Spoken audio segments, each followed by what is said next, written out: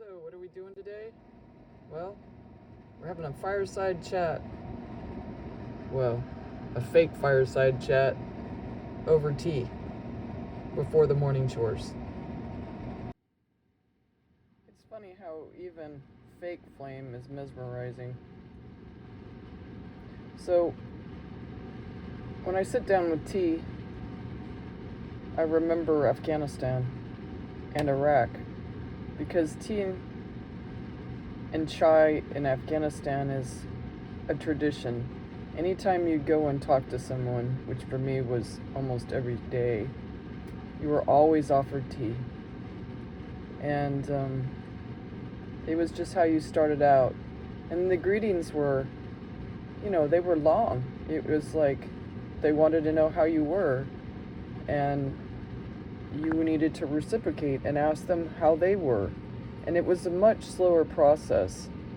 And because I was always so mission driven, many times I didn't appreciate it. And I watched other officers that had a specific point that they needed to make in a conversation. They just kind of cut off the whole tradition and the cultural element. But I slowed down a little bit and I got more on pace with the Afghan pace. And there was like a saying that said, Americans have the watches, but the Afghans have the time. And that was so true.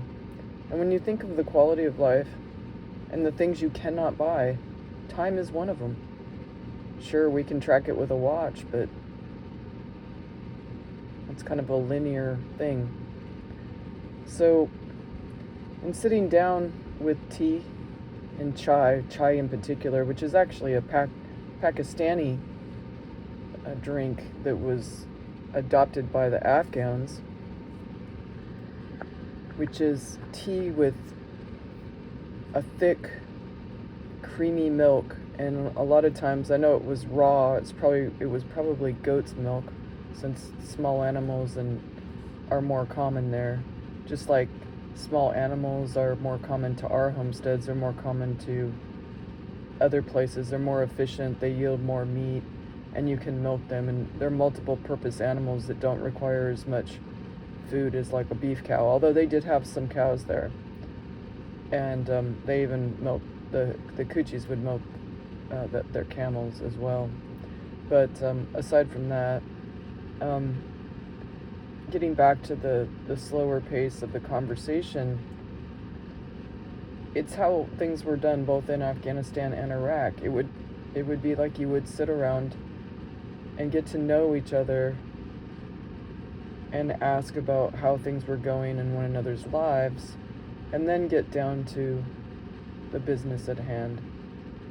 And from that, I really started to enjoy tea. And there, the economy was such, depending on where you were at, there was no sweetener in that tea. And if they had more money, you would even get saffron on the top of the tea. So you knew kind of how well off a government official was by whether you had a sweetener in the tea, and especially if you had saffron stamen on the top of the tea, which the Amish in the United States brought that over to Pennsylvania, and they grew some. And it's basically a purple bulb, a crocus bulb, that has these little red stamen inside that have to be hand-picked. And actually, Afghanistan and Herat, which is the west side, that was a big crop. And in fact, where I was, which was on the east side, I suggested that crop way back in 2005, and the director of agriculture who I was speaking to, he said he had already done some test plots and that it grew just fine there. But the award-winning saffron, which we say saffron with an S, but they spell it when it gets translated with a Z, so you kind of say it like zaffron. It was highly prized on the west side in Herat, and it was primarily picked by women. But now with the current situation, I think the saffron production is definitely decreased. I'm not really sure what the state of affairs is there regarding the crop itself.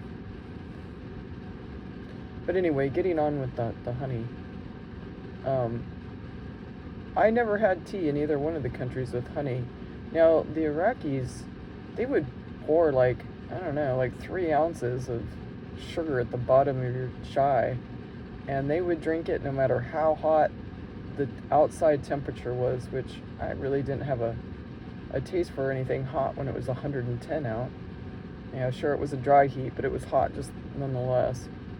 So I had a big appreciation of tea when I was there, and it's kind of funny when I came back. My mom couldn't see very well, but she could see that my one tooth was stained, and I told her it was from all my tea drinking. So speaking of saffron, this is an example, and as you can see, it was produced in Herat. And there's various ways of grading the stamens by the length of the strands, and there's even ways of kind of counterfeiting it and making the richness of the red different. But I just thought I'd show you what it looks like when it's packaged. So you'd only take like 1 or 2 of the threads and put it in the top of the tea. And then, speaking of honey, when I was working on ranches in California, I really didn't know very much about honey at the time, and honestly I probably still don't know all that much about honey, although I do have some honeybees, but my frame's kind of broke and I'm a novice. I mean, an absolute beginner when it comes to honey, and I don't know how to get those frames out of the box. And so I just added another box of these plastic cassettes, and I'm hoping that they just lay some honey in those, and I'll just take the box off, and it's almost all pre-packaged, so I was hoping to give that out as gifts.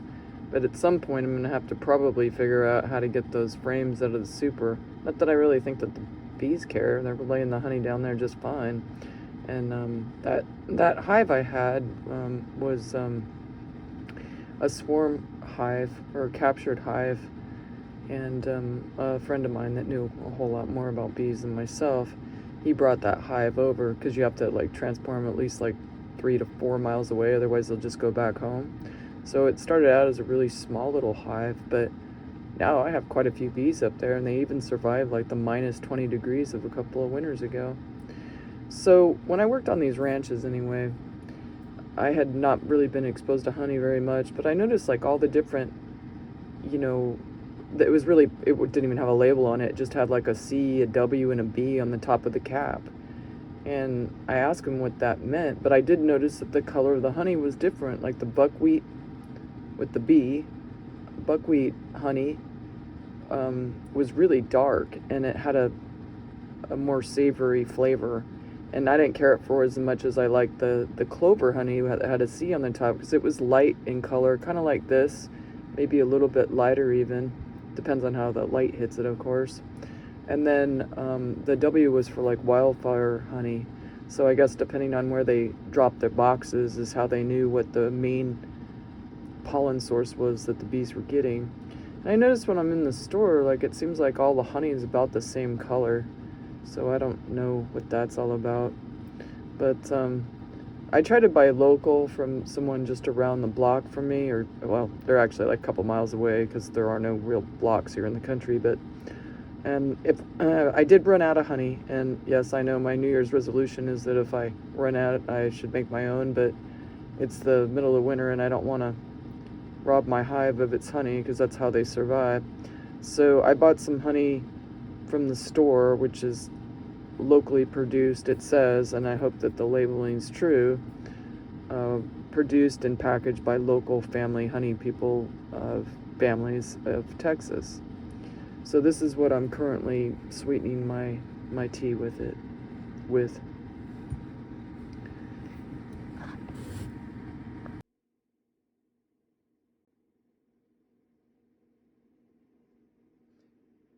Well, I'm done with my tea. I guess it's time to get going on the morning chores. I hope you have a good day, and I hope you enjoyed the little chat about saffron, tea, and honey. And if you did, don't forget to like and the subscribe.